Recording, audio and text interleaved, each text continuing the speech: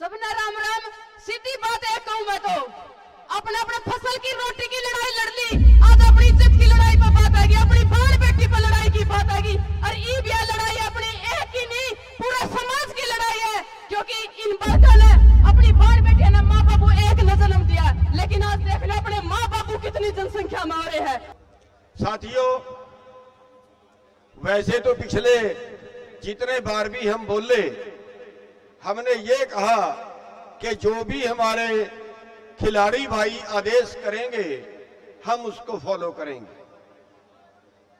उसके बीच में कई लोगों ने कई पंचायतें की, उसमें हमें तो किसी में नहीं बुलाया गया, लेकिन हमने ये कहा कि हम समर्थन करेंगे। और जींद के अंदर भी जो हमने पंचायत बुलाई थी उसमें समर्थन की घोषणा की थी, उसमें सहयोग की घोषणा की थी। और आज भी हमारी जो पंचायत थी वो सहयोग पंचायत रखी गई थी, लेकिन सभी लोगों की एक डिमांड थी कि आज कोई आर पार का फैसला ले लिया जाए। थी ना सभी लोगों की।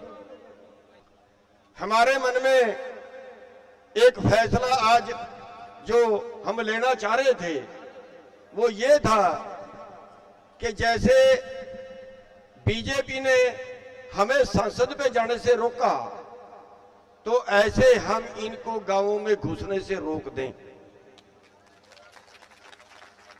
जैसे इन्होंने हमारी बेटियों को घसीट घसीट के ले गए, अगर ये हमारे गांव में घुसे तो हम ऐसे ही इनको घसीट के गांव के बाहर छोड़ के आएंगे।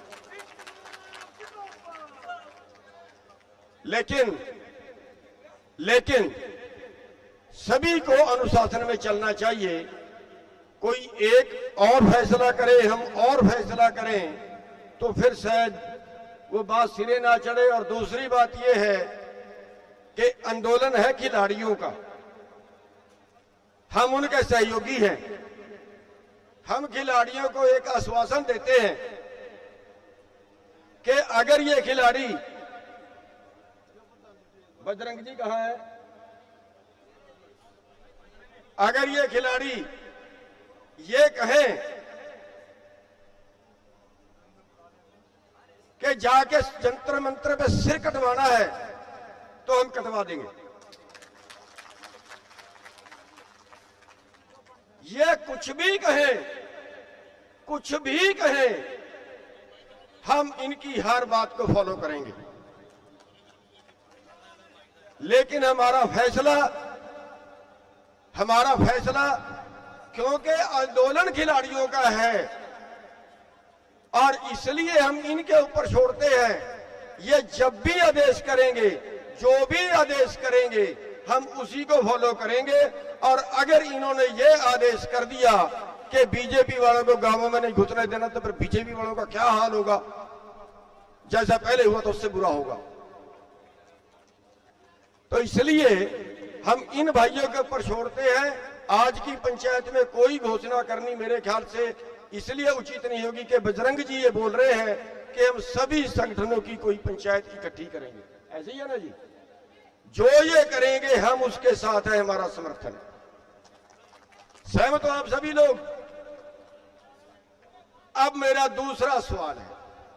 एक बात यहां पे हमारी समाप्त होती है और ये दूसरी बात जो होती है, दूसरी बात जो मैं कहना चाहता हूं आप लोगों से, वो ये कहना चाहता हूं कि अगर एक बजरंग गिरफ्तार हो भी, एक बृजभूषण गिरफ्तार हो भी जाए, अगर एक बृजभूषण गिरफ्तार हो भी जाए तो क्या सारा देश सुखी हो जाएगा?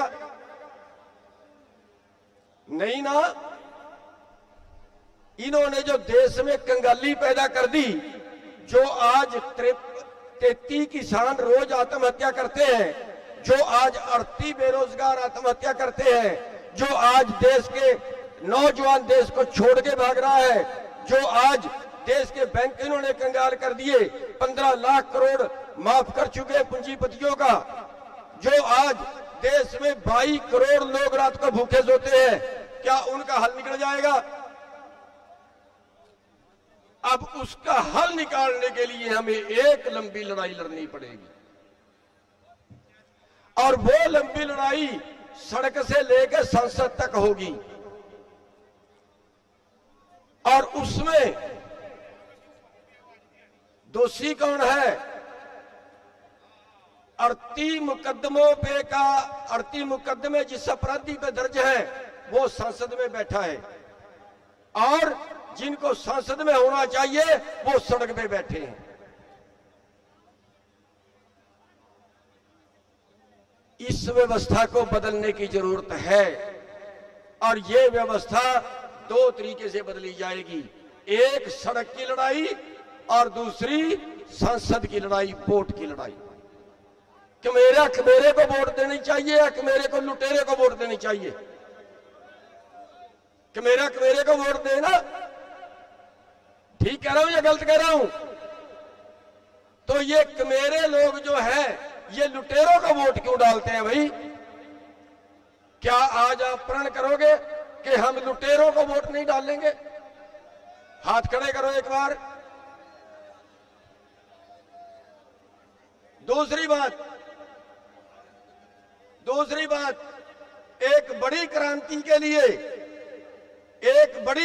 के लिए हमें ऐसे आंदोलनकारी चाहिए, हमें ऐसे मरजीवड़े चाहिए जो जिंदगी से मौत को बेहतर समझते हों।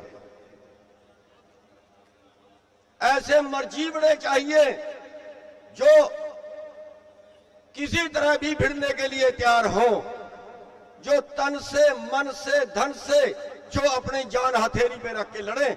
हम मारेंगे नहीं किसी को मारेंगे नहीं, लेकिन जब हमारा मोर्चा लगेगा ना, जैसे संसद में जाने से रोका, हम मरेंगे वहीं पे, कट मरेंगे, मारे पुलिस लाठियां, मारे पुलिस गोलियां, हम घर को वापस नहीं आएंगे। हमें ऐसे योद्धे चाहिए, आपके बीच से ऐसे सूरमे चाहिए, और जो इस तरह की लड़ाई लड़ सकते हो, जो अपनी जान कुर्बान कर सकते हो देश के लिए।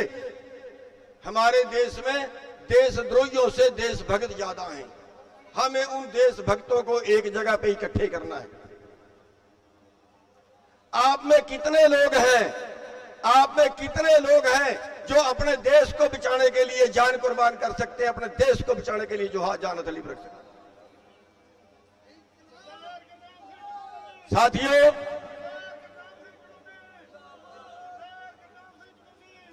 मैं चाहूंगा, मैंने अपने कुछ लोगों को बोला तो था कि कापियों का इंतजाम करें, किया कि नहीं किया।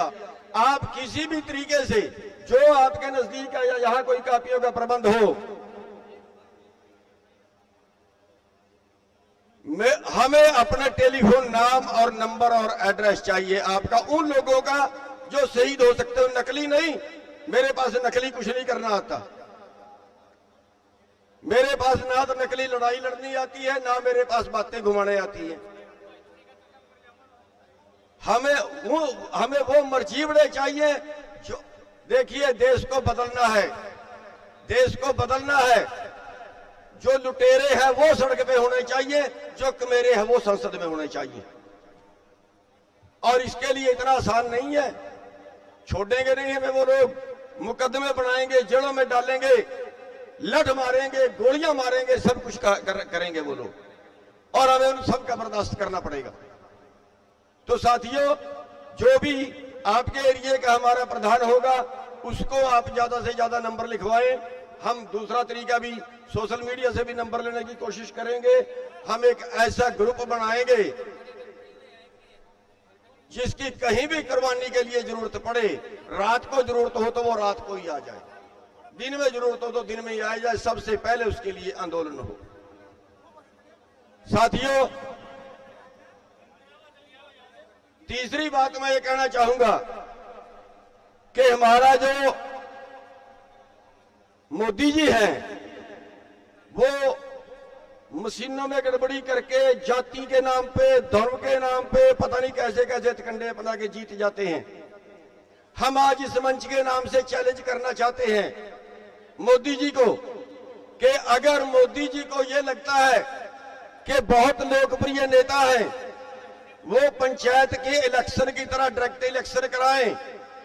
एक तरफ खड़े मोदी जी, दूसरी तरफ हम गवर्नर साहब को खड़ाएंगे प्रधानमंत्री के चुनाव में। पता लग जाएगा किसके पास क्या, किसकी क्या औकात है देश में। इस चुनाव को बदलने की जरूरत है।